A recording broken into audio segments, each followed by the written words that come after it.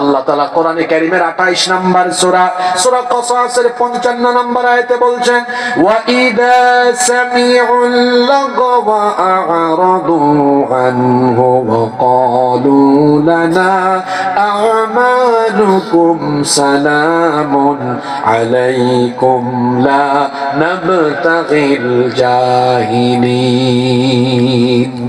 আল্লাহ তাআলা বলছেন, আর যখন তারা অনর্থক যে কোনো কার্যক্রমের পাশ দিয়ে গমন করে তখন তারা বলে তোমাদের কর্ম তোমাদের জন্য, আমাদের কর্ম আমাদের জন্য। তারা জাহেলদেরকে সালাম দিয়ে পাশ কাটিয়ে চলে যায়, তাদের সাথে তারা টাচ হয় না।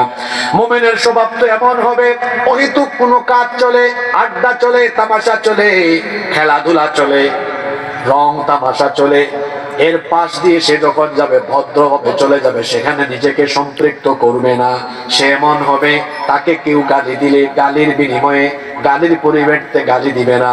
আল্লাহর নবীকে যখন কাফিররা গালি দিচ্ছে, আল্লাহ তাআলা তার নবীকে বললেন, ওয়াসবির আলা মা ইয়াকুলুনা ওয়াহজুরহুম হাজরান জামিলা। কি চমৎকার কথা! ওয়াসবির আলা মা ইয়াকুলুন, ও নবী তারা যা বলে আপনি সবর করুন।